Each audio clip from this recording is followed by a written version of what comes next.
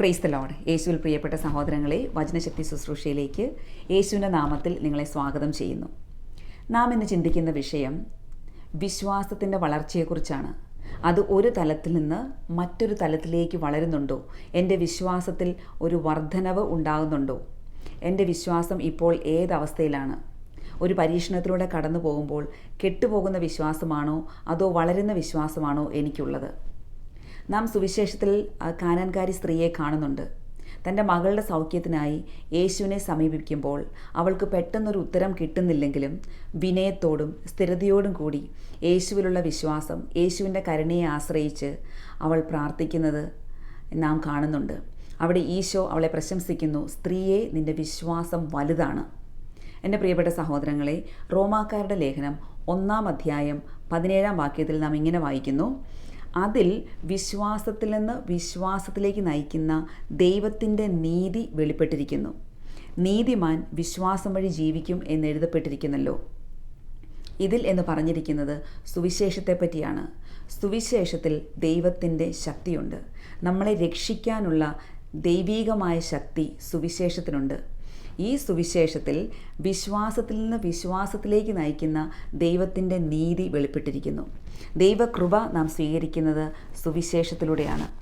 സുവിശേഷം വായിക്കുകയും സുവിശേഷം കേൾക്കുകയും സുവിശേഷത്തിൽ ജീവിക്കുകയും ചെയ്യുമ്പോൾ നമ്മുടെ വിശ്വാസം വളരുന്നു.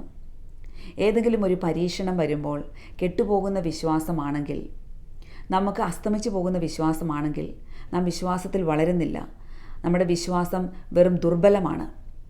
ആകയാൽ ഇന്ന് നമുക്ക് ദൈവത്തോട് പ്രാർത്ഥിക്കാം, ബൈബിൾ വായിക്കാൻ ഒരു കൃപ തരണമേ. സുവിശേഷം വായിക്കാൻ, സുവിശേഷത്തിൽ ജീവിക്കാൻ എനിക്കൊരു കൃപ തരണമേ.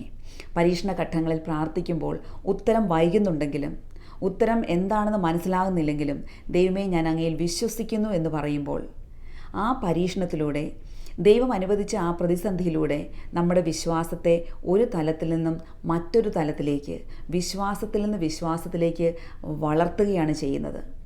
ആകയാൽ ഇന്ന് ഏതവസ്ഥയിലാണോ നമ്മുടെ വിശ്വാസം, ആ അവസ്ഥയിൽ നിന്നുകൊണ്ട് തന്നെ ഈശോയോട് നമുക്ക് പ്രാർത്ഥിക്കാം.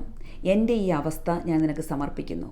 ഇതെനിക്ക് മനസ്സിലാവുന്നില്ല, ഈ പരീക്ഷണം എനിക്ക് മനസ്സിലാകുന്നില്ല, എൻ്റെ പ്രാർത്ഥനയ്ക്ക് എന്തുകൊണ്ടാണ് ഉത്തരം വൈകുന്നതെന്ന് എനിക്ക് മനസ്സിലാകുന്നില്ല. എൻ്റെ ഈ വിഷമസന്ധിയിൽ ഞാൻ അങ്ങയിൽ വിശ്വസിക്കുന്നു, അങ്ങയുടെ കരുണയിൽ വിശ്വസിക്കുന്നു.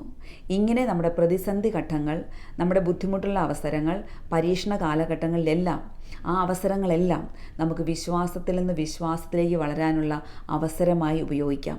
നമ്മുടെ വിശ്വാസം അങ്ങനെ തന്നെ ഇരിക്കാതെ അത് വളരട്ടെ, അത് വർദ്ധിക്കട്ടെ.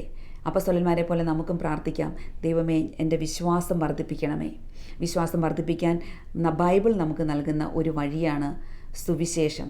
സുവിശേഷത്തിൽ വിശ്വസിക്കുക, സുവിശേഷം വായിക്കുക, സുവിശേഷത്തിൽ ജീവിക്കുക, ബൈബിൾ വായിക്കുക, വിശ്വാസത്തിൽ വളരുക. ആമേൻ. ഇതിനായി ദൈവം നമ്മളെല്ലാവരെയും അനുഗ്രഹിക്കട്ടെ, വചനശക്തിയാൽ നിറയ്ക്കട്ടെ.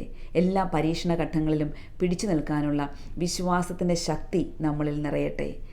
ആമേൻ.